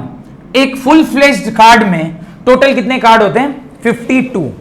इसमें 2 पार्ट में कार्ड्स डिवाइड होता है, एक होता है रेड कार्ड और एक होता है ब्लैक कार्ड। रेड कार्ड कितने होते हैं? इसका एग्जैक्टली आधा, दैट इज 26। और ब्लैक कार्ड कितने होते हैं? एग्जैक्टली इसका आधा, दैट इज 26। पहला सवाल यहीं से बनता है, what is the probability of getting a red card? Answer क्या होगा? 26/52। What is the probability of getting a black card या रेड कार्ड? पहला सवाल आपको इधर से ही बन गया।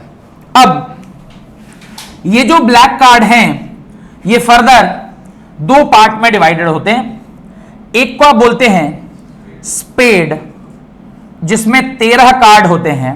स्पेड होता है कुछ ऐसा, एक मिनट, स्पेड होता है कुछ ऐसा।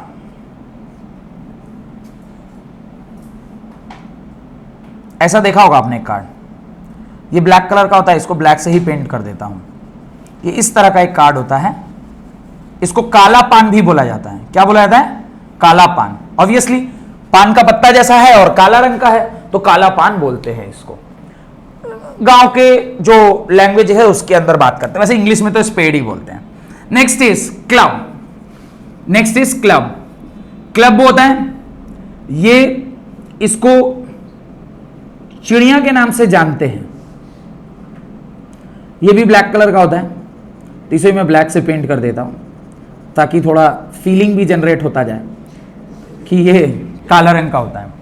Then comes the red card. Then comes the red card. Red card भी कितने प्रकार के होते हैं? 2 प्रकार के होते हैं। एक को बोलते हैं हार्ट, दिल। एक को बोलते हैं हार्ट, दिल। ये भी 13 होते हैं। और ये जो होता है वो एग्जैक्टली दिल के शेप का ही होता है, जो शायद मैं ठीक ही बना पाया हूं, क्योंकि हम लोगों के पास स्टेबल दिल है ना, अब इधर उधर ज्यादा जा नहीं रहा है। आप लोगों का दिल थोड़ा हो सकता है डिस्टॉर्टेड हो, क्योंकि आजकल आप लोग तो इधर उधर बांट रहे फिर रहे हैं। हम लोग के टाइम में जब हम लोग आपकी उम्र में थे तो दिल जो है वो एक ही हुआ करता था और एक को ही देते थे। अब तो लोग क्या ना, उसमें शायद 4 चैम्बर होता है, ऐसा कोई बायोलॉजी वाला बता रहा था, तो वो चैम्बर्स में बांट रहे हैं कि चलो यार फर्स्ट चैम्बर में तुम रह दो, सेकंड चैम्बर में इसको रख दो, थर्ड चैम्बर में स्कूल वाली को, फोर्थ चैम्बर में कॉलोनी वाली को, एक डिस्टेंट लर्निंग दिल्ली वाली को, और एक को खाली छोड़े हुए हैं कि परमानेंट जो वाईफाई की उसके लिए। हम लोग के ऐसा नहीं था, हम लोग का एक ही दिल था, एक ही बार एक ही आदमी को देते थे। अभी तो देखते थे चैम्बर्स बना के आप लोग इधर उधर दिल के साथ खेल रहे हैं। खैर, getting to the next part of the red colour is heart के बाद एक और क्या होता है? डायमंड। Next is diamond. और वो डायमंड भी क्या होता है? 13 कार्ड्स होते हैं। और ये देखने से थोड़ा बर्फी, जो काजू का बर्फी होता है वो बर्फी के जैसा होता है, तो इसको हम लोग क्या बोलते हैं? डायमंड बोलते हैं। पीयूष दे रहे हो क्या दिल किसी को? अभी तक तुम्हारा वो खत्म नहीं हुआ, तुम चालू रह गए हैं, बाकी लोग। हाँ वो लग रहा है, वो इस तरह बात भी बोल रहे, बातें मेरे कान तक पहुंची हैं। चलिए अब देखिए, ये जो स्पेड है, ये स्पेड 13 पत्ते हैं तो 13 होता है। सबसे पहले वाले को आप इक्का बोलते हैं, उसके बाद वाले को 2, फिर 3, फिर 4, 5, 6, 7, 8, 9, 10। उसके बाद जे, जैक बोलते हैं इसको, फिर क्वीन एंड देन किंग। तो कुल मिला के 10 तो ये नंबर हो गए और 3 ये फेस कार्ड बोलते हैं इसको। सिमिलरली यहां पर भी यही होता है, एक नहीं होता, उसकी जगह पर ए होता है, उसको इक्का बोलते हैं। 2, 3, 4, 5, 6, 7, 8, 9 और एक 10, इसमें भी 3 फेस कार्ड होंगे, जैक जिसको जे से डिनोट करते हैं, क्वीन किसको क्यू से डिनोट करते हैं और किंग जिसको के से डिनोट करते हैं। तो इस प्रकार से ये भी कितने प्रकार के होंगे?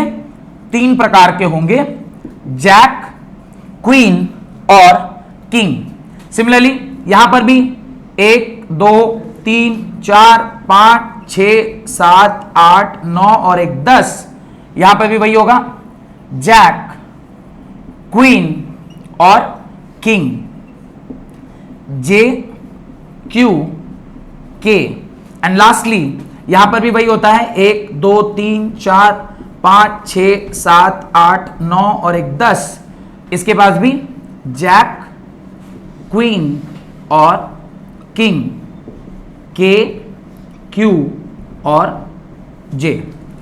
टोटल 13 फेस कार्ड होती हैं, 13 फेस का, सॉरी टोटल 3 फेस कार्ड एक में, तो 12 फेस कार्ड होता है। इसे हम लोग क्या बोलते हैं? फेस कार्ड बोलते हैं। जिसपे फेस बना रहता है उसको क्या बोलते हैं? Face card. यहां पे ये 3 फेस कार्ड, इसमें 3 फेस कार्ड, इधर भी 3 फेस कार्ड और इधर भी 3 फेस कार्ड। सवाल लिखना स्टार्ट कीजिए। अगर आपने ये बना लिया है तो अब आप सवाल लिख सकते हैं। बना लिया है सबने? किसी को ऐसा जिसने ना बनाया हो? What it? एक रफ आइडिया आ रहा है कि ताश में कैसे पत्ते, किस कलर के पत्ते, कौन कौन से पत्ते, है ना? क्वेश्चन लिखे, find the probability of getting a king. आप लिखेंगे find the probability, find the probability, उसके अंदर लिखेंगे getting a king, getting a queen, getting a jack, getting a A, getting a red king, getting a black king, king, queen, jack, A, 4 हुए। Red king, red queen, black king, black queen, king of heart, king of spade, ये सारे हो गए face card related problem. Number related वापस से दुनिया के कई सारे सवाल हो सकते हैं। What is the probability of getting a even number? Red even, red odd, black even, black odd, black prime, red prime, odd prime, even prime. 100 सवाल इसके ऊपर बनाया जा सकता है। I am not getting to that number system, already बहुत number system के ऊपर आपको सवाल करा दिया है। बस खाली रेड ब्लैक के खेला में आप बने गिनती करेंगे, आंसर करेंगे और क्या। पर ये फेस कार्ड वाले सवाल मैं सारे करवा देता हूं। लिखिए, पहला क्या बोला आपने? किंग आने की संभावना 4 बाई, किसी भी एक कार्ड के आने की संभावना 4/52, किसी भी एक कार्ड की, ठीक है। रेड किंग आने की 2/52, 2 ही लाल किंग हैं तो 2/52। नेक्स्ट ब्लैक, जो भी अच्छा बोलते चलिए, मैं बोलता था किंग ऑफ हार्ट। अबे किंग ऑफ हार्ट मतलब इसी का एक ही है, 1/52। नेक्स्ट यही बोला और कुछ नहीं बोला, वो भी यही सेम कर लेंगे। What it? अच्छा सारा हो जाएगा। अब ये टेबल देखने के बाद भी अगर आपसे ना बने तो फिर मेरा ये टेबल बनाना बेकार है, इतना मेहनत से बनाए। खैर, इसके बाद जो एक कॉन्सेप्ट आपको पता होना चाहिए वो है, कई बार हम क्या करते हैं ना, कुछ कार्ड को निकाल लेते हैं और फिर प्रोबेबिलिटी पूछते हैं। क्लास 10th का सिलेबस लास्ट में एकदम जो सबसे अच्छा सवाल माना जाता है, क्या आपने क्या किया, एक रेड किंग और एक इक्का निकाल लिया। इक्का मतलब 1, ए निकाल लिया आपने, एक रेड किंग और एक ब्लैक ए निकाल लिया। क्वेश्चन लिखिए, from the pack of card, from the pack of card, from the pack of card a red king and a black A. Red king के बगल में लिखिएगा हार्ट वाला, रेड किंग के बगल में लिखिएगा वो रेड किंग कौन सा है, कहां से निकाला, तो हार्ट वाला रेड किंग निकाला। और ए जो निकाला वो स्पेड का निकाला, स्पेड का ए, हुकुम का इक्का, इसको हुकुम का इक्का बोलते हैं। स्पेड का जो ए होता है उसको हुकुम का इक्का बोलते हैं। स्पेड का ए निकाल लिया।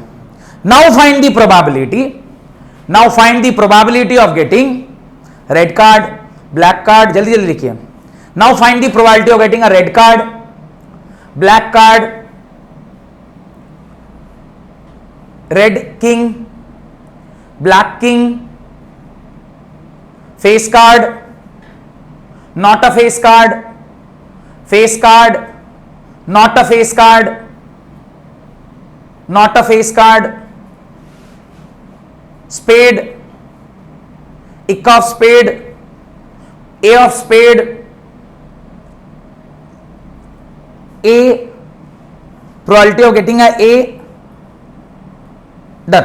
इतना करते हैं, आइडिया लग जाएगा कि इसके ऊपर और क्या क्या सवाल आपके ऊपर बनाए जा सकते हैं। बोलिए, एक एक करके ऑप्शन बोलते जाइए। रेड कार्ड, अब आपने एक रेड किंग निकाल लिया है, रेड किंग निकाल लिया तो अब आपके पास बच गए 26 कार्ड और टोटल 25 कार्ड, और टोटल कितने हो गए 50। तो आपका आंसर होगा 25/50 because you have removed 2 cards. तो टोटल आउटकम अब कितना है 50 ही है। उस 50 में से आपने 2 कार्ड निकाल लिए, तो एक आपने रेड से निकाला था, तो रेड कार्ड के आने की संभावना कितनी हो गई 25/50। समझ में आ रहा है? ऐसे सवाल गलत नहीं करना है, नीचे भी चेंज करना है और ऊपर भी चेंज करना है। अगला बोलिए, ब्लैक कार्ड। अब ब्लैक कार्ड क्या होगा, एक आपने वो भी same 25/50। Next, red king 1/50। Red king is 1/50। क्यों? हाँ बताइए क्यों 1/50 क्यों होगा? 1/50 क्यों होगा? रेड किंग 1/50 क्यों होगा? आप एक किंग निकाल चुके, एक किंग चुकी आप निकाल चुके, तो अब एक ही लाल रंग का किंग बचा हुआ है और टोटल कार्ड्स कितने हैं 50 है, तो probability is 1/50। Next, black king 2/50। Next, face card 11/50, क्योंकि आपने एक फेस कार्ड निकाल लिया, एक किंग निकाल लिए, टोटल फेस कार्ड 12 में से एक निकल गया, बचा 11 by total outcome is 50। Next, not a face card 1 minus 11/50 will be not a face card। 1 minus 11/50, क्योंकि फेस कार्ड का ऑप्शन क्या आएगा 11/50। 1 minus 11/50 is 39/50 perhaps, तो आंसर क्या होगा 39/50। नेक्स्ट, स्पेड के आने की संभावना 12/50, क्योंकि आपने इसमें से एक इक्का निकाल लिया। नेक्स्ट, ए ऑफ स्पेड 0/50, जो है ही नहीं उसको आप निकालेंगे कैसे, 0/50। नेक्स्ट, ए आने की संभावना 3/50, बिकॉज ए के आपने निकाल लिया, कितने बच गए 3 बच गए। इस प्रकार से आपके जो प्रोबेबिलिटी चैप्टर है, जिसके अंदर जितनी भी जानकारी मुझे देनी थी मैंने कंप्लीट जानकारी आपको दे दिया। एक बार 5 मिनट में रिवाइज कर लेते हैं। प्रोबेबिलिटी का डेफिनेशन क्या होता है, प्रोबेबिलिटी कितने प्रकार के एक्सपेरिमेंट से किया जाता है। There are 2 types of experiment, one is called a deterministic experiment and another is called as random probability experiment। Deterministic experiment is that type of experiment in which under same condition when the experiment is performed the same result will be obtained, whereas random experiment under same condition the results will not be same even if we know all the possible outcomes। Occurrence of event, कोई event के होने की संभावना तभी संभव है जब वो event is a part of that event. अभी मैंने एग्जांपल दिया था कि मान लीजिए यहां पे ही मैं बोल रहा हूं इक्का मैंने निकाल लिया और आपसे इक्का के बारे में पूछ रहा हूं, that is occurrence. It will not occur, it will never occur, because इक्का है ही नहीं, आप इक्का निकालिएगा कैसे। नेक्स्ट, मैंने आपसे बताया एलिमेंट्री इवेंट, ऐसा कोई इवेंट जो बेसिक इवेंट है जहां पर एक ही सिंगल इवेंट है, tossing of a coin, throwing of a dice, picking a card from a pack of card, elementary event, whereas some events are called as compound event और complex event, जहां पे एक से ज्यादा इवेंट आपस में मर्ज करते हैं। वो आपके सिलेबस में नहीं है, क्लास 11th में उसको आपको पढ़ना है। Then is occurrence, favourable outcome. Favourable outcome is उस इवेंट में से जो फेवरेबल है, that is favourable outcome. Then I have defined what is probability in terms of theoretical model. आपको लिखा प्रोबेबिलिटी का definition is favourable outcome by total outcome, और मैंने अनफेवरेबल आउटकम का फॉर्मूला बताया 1 minus P is P bar के बराबर। उसके बाद हम लोगों ने वो बॉल वाला केस देखा, फिर ये टॉस किया कॉइन को, पहले एक सिक्का उछाला, फिर 2 सिक्का उछाला, फिर 3 सिक्का उछाला। उसके बाद डाइस के केस में आए, एक डाइस थ्रो किया, फिर 2 बार डाइस थ्रो किया। उसके बाद मैंने ये जो कार्ड्स वाला केस पढ़ाया, और इस प्रकार से आपके जितने भी सवाल संभव हो सकते थे except one type of question, that is number related question. Number related मतलब मैंने नंबर रिलेटेड इसी में घुसा दिया। कई बार ऐसे क्वेश्चन पूछते हैं 1 से 100 तक एक कार्ड में लिखा हुआ है, कार्ड्स में 1 से लेकर 100 तक लिखा हुआ है, find the probability that it will be a prime number. 1 से 100 तक में जितने प्राइम नंबर होगा आंसर होगा by total 100। Find the probability of getting a even number, तो अभी इवन और ऑड का तो मैंने कितना करा दिया, तो अभी खाली नंबर के ऊपर पूछ ले तो भी बना लेंगे, और इन सब के भीतर नंबर का पूछ ले तो भी आप बना लेंगे। बहुत बहुत धन्यवाद आज की क्लास अटेंड करने के लिए। अगली क्लास में हम लोग इसके आगे के चैप्टर को पढ़ेंगे। Bye, take care.